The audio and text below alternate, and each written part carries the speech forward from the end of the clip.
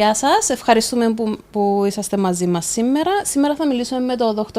Μπάρη Φωκαίδης, ο οποίος είναι στο Frederick University. Κύριε Φωκαίδη, να μας πείτε λίγο για εσάς.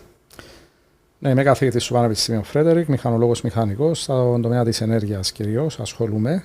Τα τελευταία 15 χρόνια και πέραν, γύρω στα 18 χρόνια, η καριέρα μου έχει επικεντρωθεί κυρίως στο κομμάτι του αειφόρου δομημένου περιβάλλοντος, του ανθεκτικού δομημένου περιβάλλοντος, με όλες τις συναφείς εφαρμογές, οι οποίες σχετίζονται και με το κομμάτι των ανανεώσιμων πηγών ενέργειας, αλλά και με το κομμάτι των έξυπνων κτηρίων, όπου εκεί επισέρχεται το θέμα των δεδομένων, της αειφορίας, της ψηφιοποίησης και όλων των πτυχών οι οποίες σχετίζονται γενικότερα με τη χρήση δεδομένων.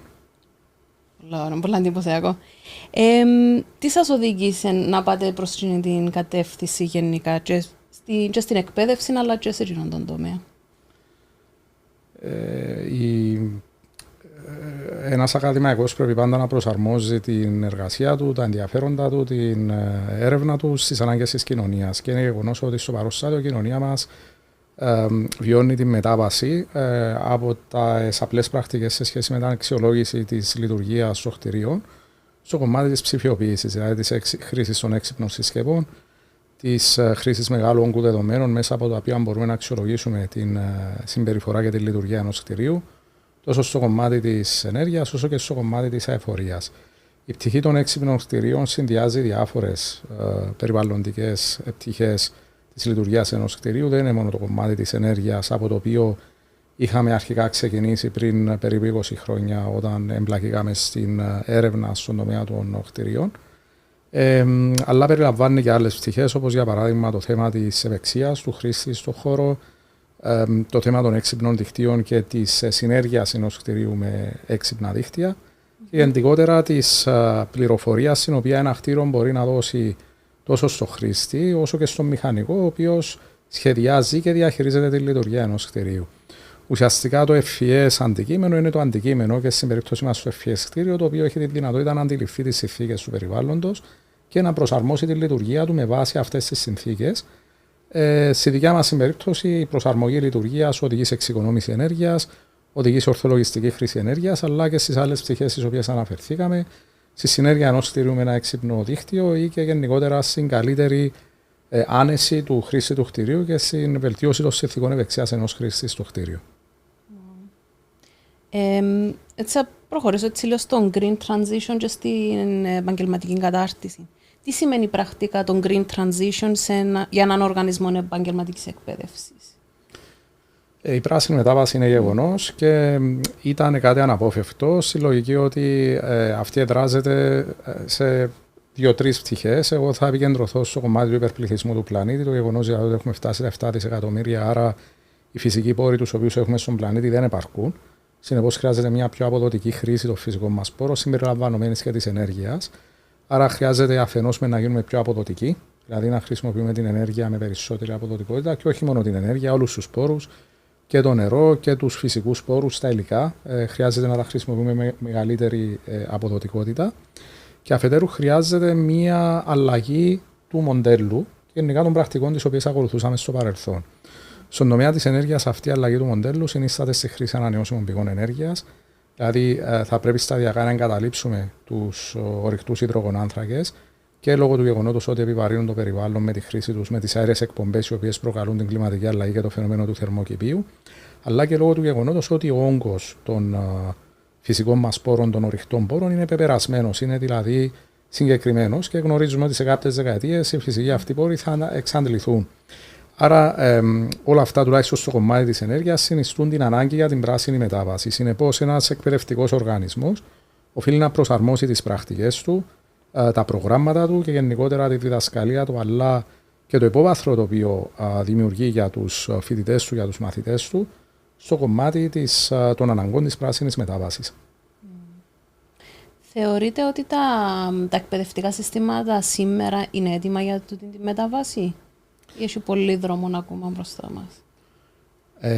Εκ φύσεως η περιοχή είναι αρκετά δυναμική. Δηλαδή είναι περιοχή τεχνολογικής αιχμής όπου συνεχώς υπάρχουν εξελίξεις, υπάρχουν νέες τεχνολογίες, υπάρχουν νέες πρακτικές.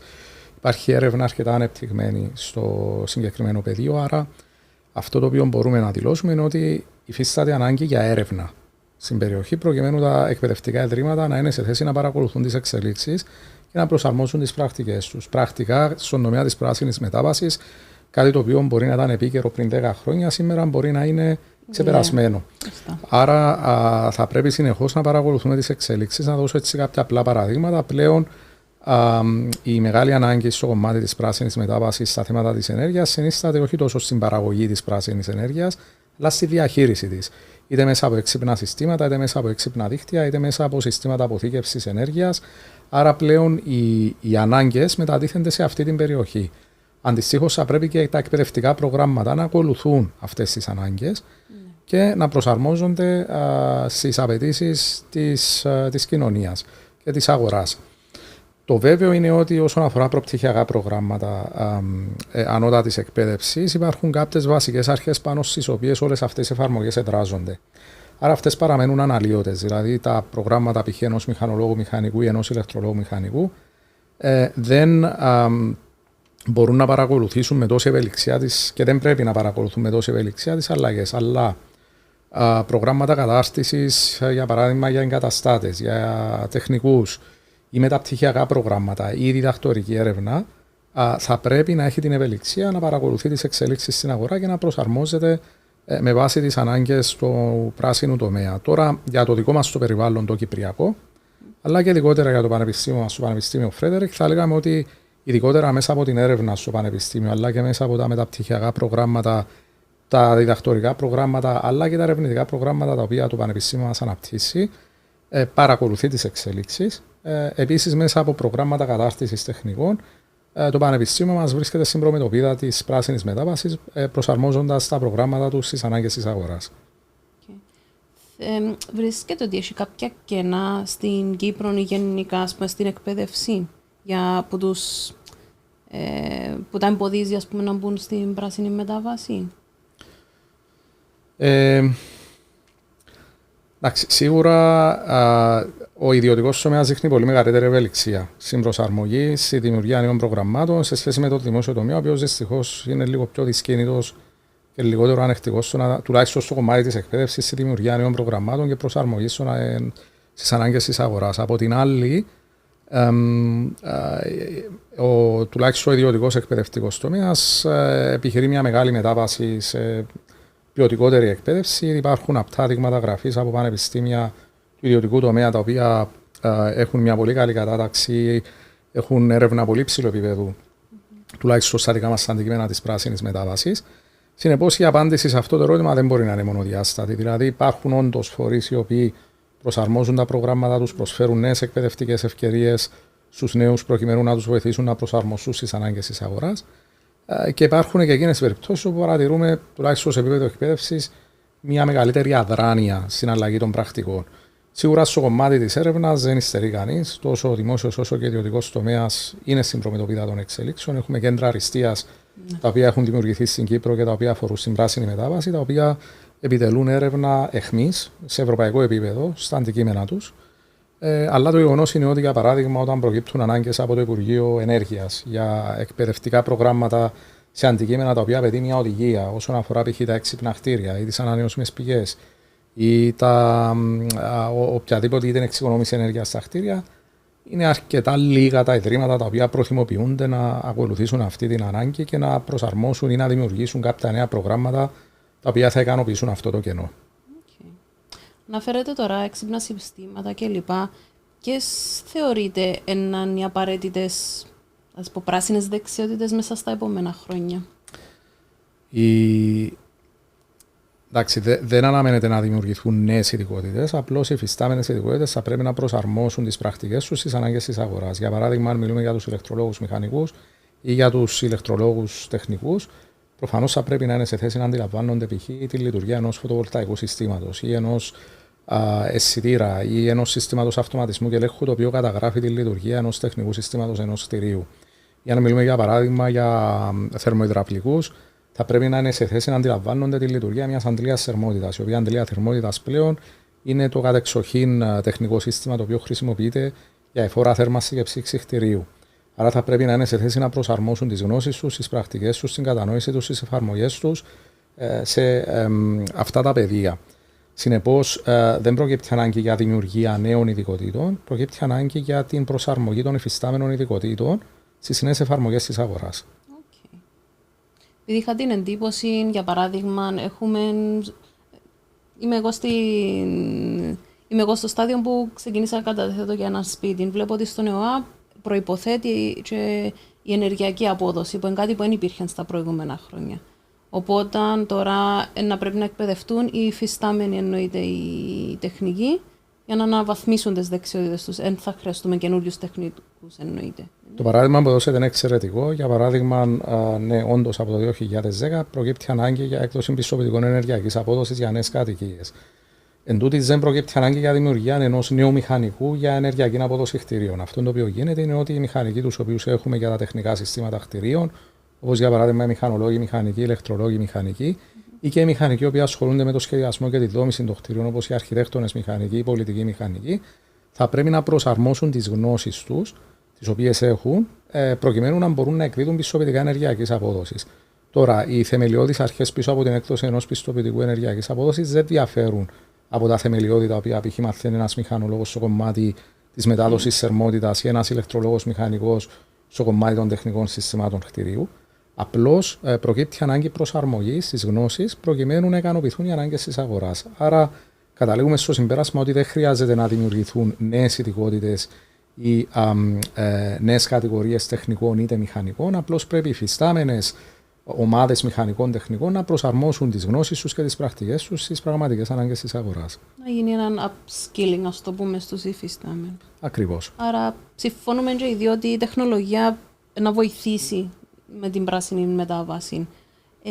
Πόσο σημαντικό θεωρείτε είναι η συνεργασία μεταξύ πανεπιστημίων, επιχειρήσεων και της κοινωνίας? Έτσι, παρατηρώ ότι έχουμε έναν gap, έναν κενό μεταξύ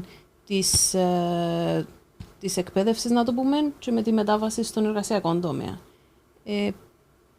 Πόσο σημαντικό θεωρείτε να δυναμώσουν, ας πούμε, οι συνεργασίες του?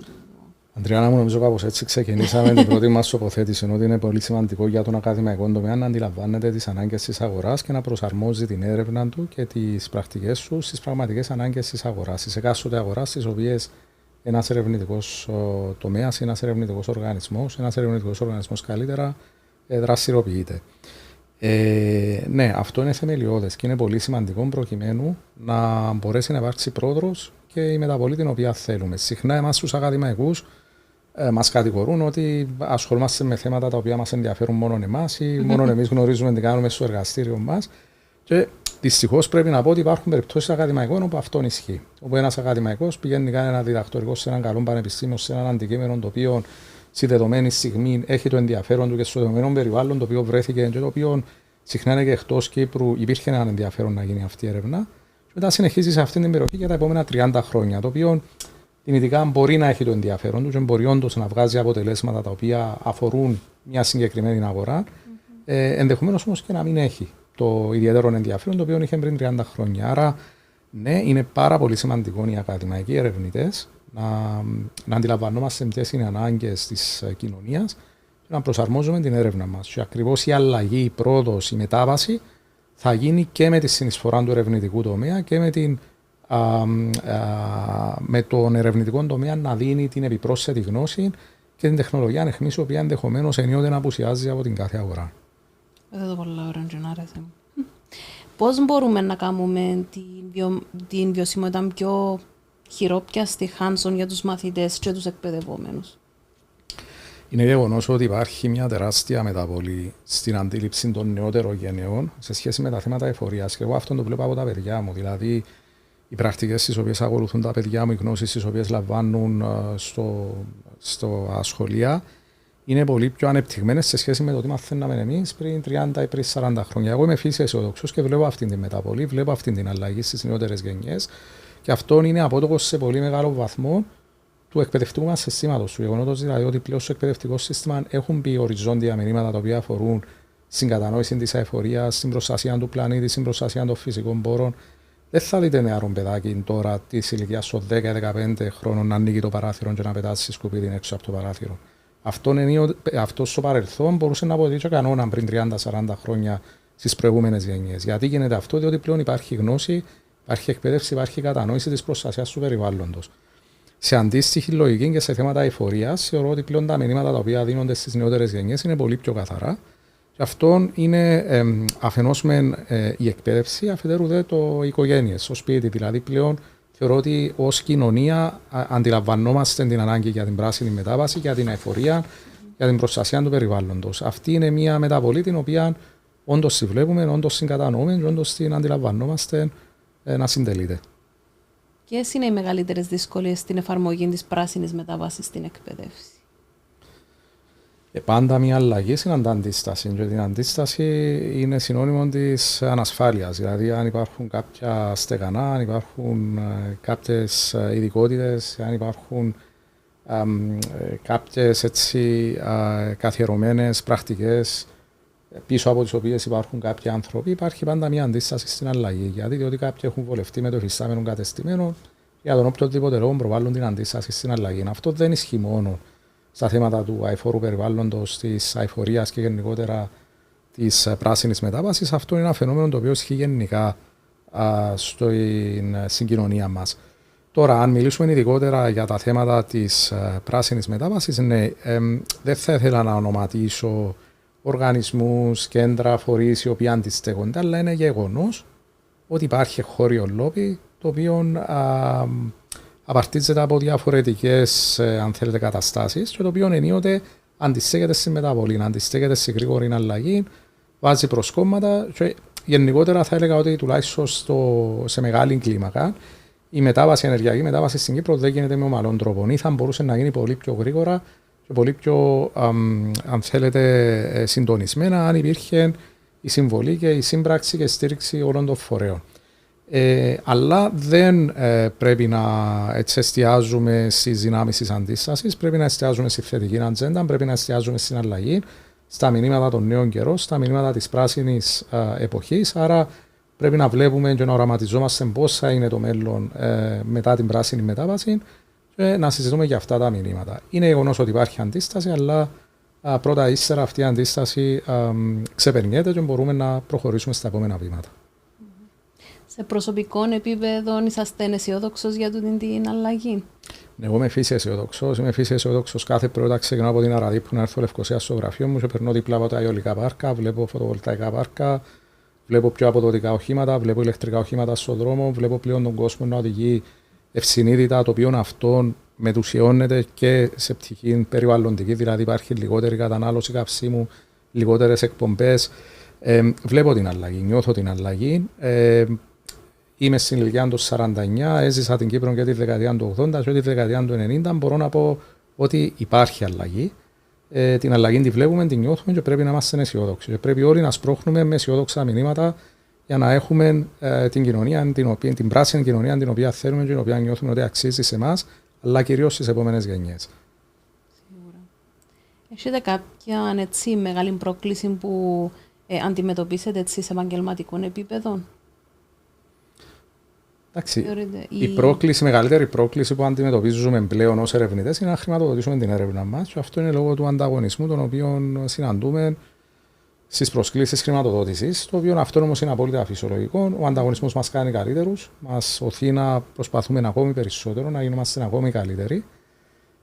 Αλλά σήμερα η μεγάλη πρόκληση για έναν ερευνήτη είναι να χρηματοδοτήσει την έρευνα του. Σωστά. Τι θα συμβουλεύατε κάποιον νέο που θέλει να ασχοληθεί με τις θεματικές sustainability, green innovation, την πράσινη μετάβαση? Λόγω των δεδομένων στον πλανήτη σε σχέση με τις πηγές ενέργειας τις οποίες αξιοποιούσαμε στο παρελθόν και θα πρέπει να αξιοποιούμε στο μέλλον, έχουμε ξεκινήσει μια τεράστια στροφή. Έχουμε ξεκινήσει εδώ και πέραν της μιας 20ετίας και αυτή η στροφή θα συντελεστεί για αρκετές δεκαετίες ακόμη. Άρα, ο τομέας της ενέργειας είναι ένας από τους πλέον σημαντικούς τομείς, ο τομέας της αεφορίας επίσης. Και είναι περιοχές για τις οποίες θα προκύπτουν ανάγκες για καλούς επιστήμονες για τις επόμενες πολλές δεκαετίες. Επίσης, στην Κύπρο είναι γεγονός ότι το πεδίο ακόμη επιτρέπει την είσοδο αρκετών νέων μηχανικών ερευνητών σε θέματα εφορίας, περιβάλλοντος, πράσινης ενέργειας. Άρα είναι μια περιοχή η οποία είναι και φύση δημιουργική.